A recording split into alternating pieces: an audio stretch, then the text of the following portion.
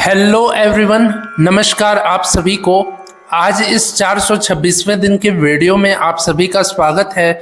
आइए कुछ महत्वपूर्ण प्रश्नों को देखते हैं जो भूतपूर्व संगीत की अनेकों प्रतियोगी परीक्षाओं में अनेकों बार पूछे जा चुके हैं और आगे भी आने वाली प्रतियोगी परीक्षाओं में अवश्य ही पूछे जा सकते हैं।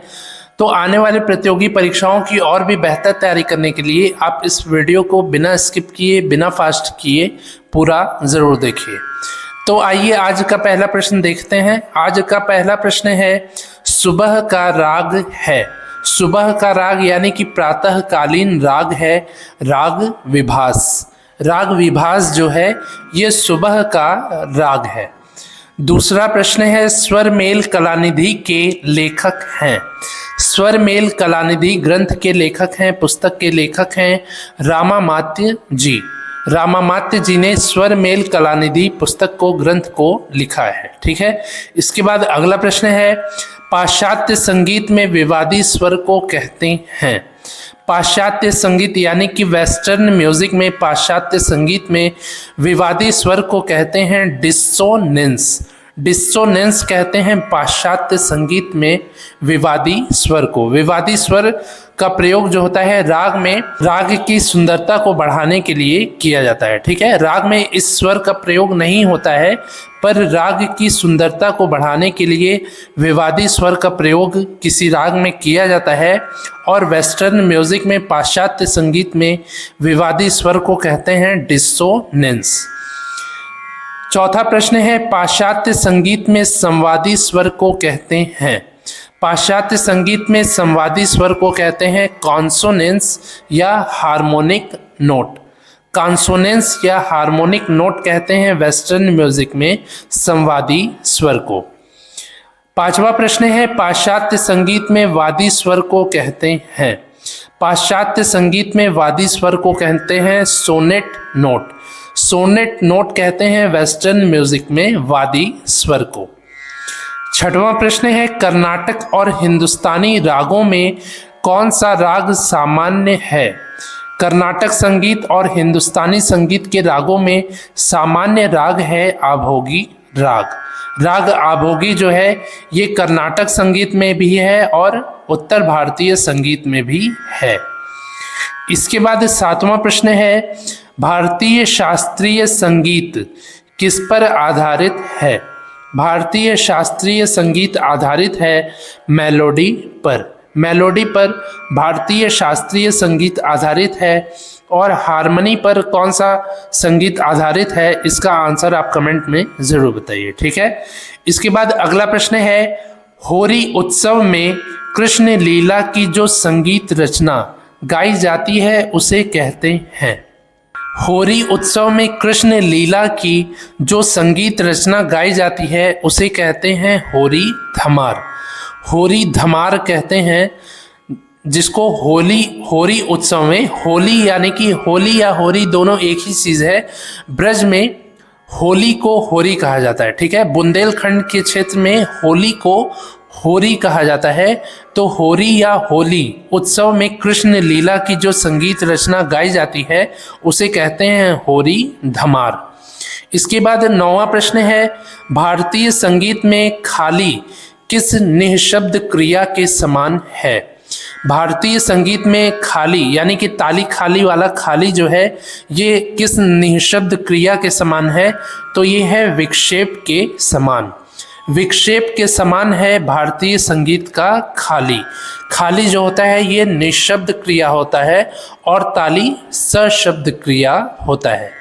यानी कि शब्द के साथ क्रिया करना सशब्द क्रिया और शब्द के बिना क्रिया करना निःशब्द क्रिया कहलाता है। तो निःशब्द क्रिया है खाली और सशब्द क्रिया है बोलों के साथ, आवाज़ के साथ क्रिया करना सशब्द क्रिया कहलाता है।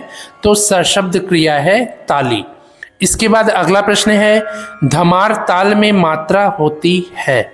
धमार ताल में मात्रा होती है 14 मात्रा। 14 मात्रा यानी कि 14 मात्रा की ताल है धमार ताल। धमार ताल का बोल है क धीट धीट धा आ ग तीट तीट ता आ। ठीक है। तो कधिट धिट धा आ गतिट तिट ता आ ये 14 मात्रा में आता है और ये धमार ताल का बोल है। ठीक है, इसके बाद अगला प्रश्न है, हिंदुस्तानी संगीत सिद्धांत के अनुसार यमन राग, शुद्ध कल्याण राग और पूरिया राग का गायन समय है। हिंदुस्तानी संगीत सिद्धांत के अनुसार राग यमन, राग शुद्ध कल्याण और राग पूरिया का गायन समय है सायंकाल।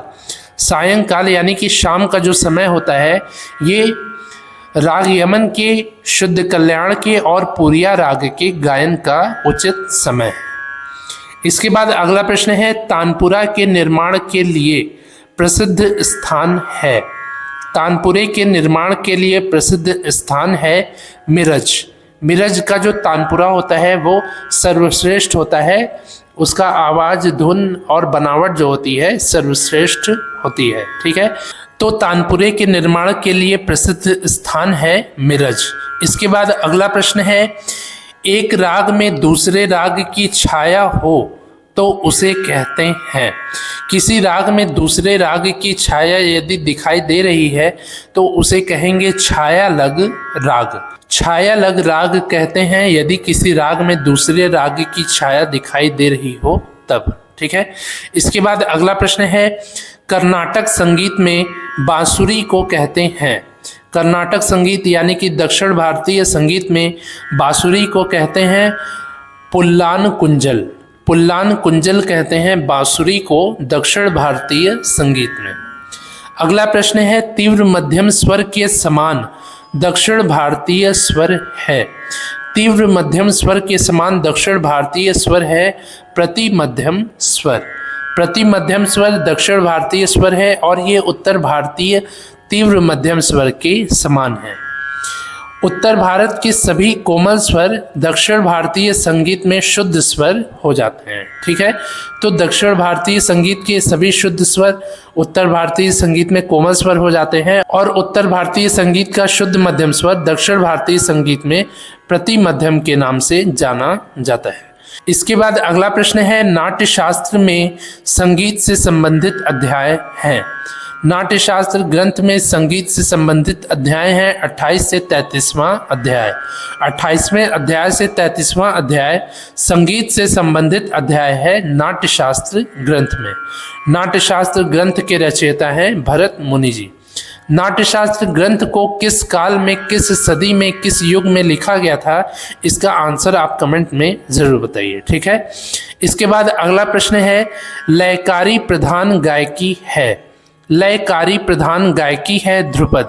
ध्रुपद गायकी जो है ये लयकारी प्रधान गायकी है। अगला प्रश्न है, अकबर की दरबार को शोभित करने वाले संगीतकार हैं। अकबर के दरबार को शोभित करने वाले संगीतकार हैं तानसेन जी।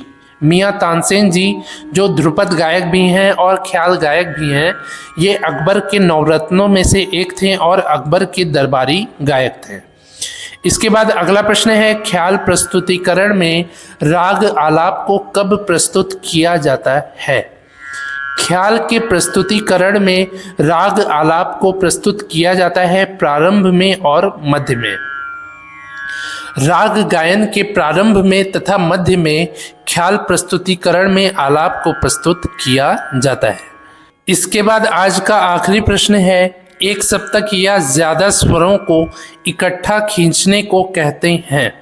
एक सप्तक या ज़्यादा स्वरों को इकट्ठा खींचने को कहते हैं तान। तान में जो है एक सप्तक से ज़्यादा स्वरों का भी प्रयोग किया जाता है और इकट्ठा प्रयोग किया जाता है। ठीक है, तो ये हो गए आज के 20 महत्वपूर्ण प्रश्न। मुझे उम्मीद है आपको ये प्रश्न अच्छे से समझ में आए होंगे। यदि समझ में आए हों तो आप इस वीडियो को लाइक करिए, ज़्यादा से ज़्यादा अपने दोस्तों से शेयर करिए। कुछ पूछना हो तो कमेंट करिए। मैंने जो प्रश्न पूछा है उसका यदि आपको उत्तर मालूम है तो आप कमेंट में ज़रूर बताइए। आज ये 426वें दिन का वीडियो है। इसके पहले मैंने 425 वीडियोज़ को बनाया है जिसके प्लेलिस्ट का लिंक नीचे डिस्क्रिप्शन में है। आने वाले प्रतियोगी परीक्षाओं की और भी बेहतर तैयारी करने के लिए आप उन सभी वीडियोज़ को एक दो बार अच्छे से ध्यान से देख लीजिए। तो मिलते हैं ऐसे ही अगले 427वें दिन के वीडियो में। तब तक के लिए नमस्कार, धन्यवाद।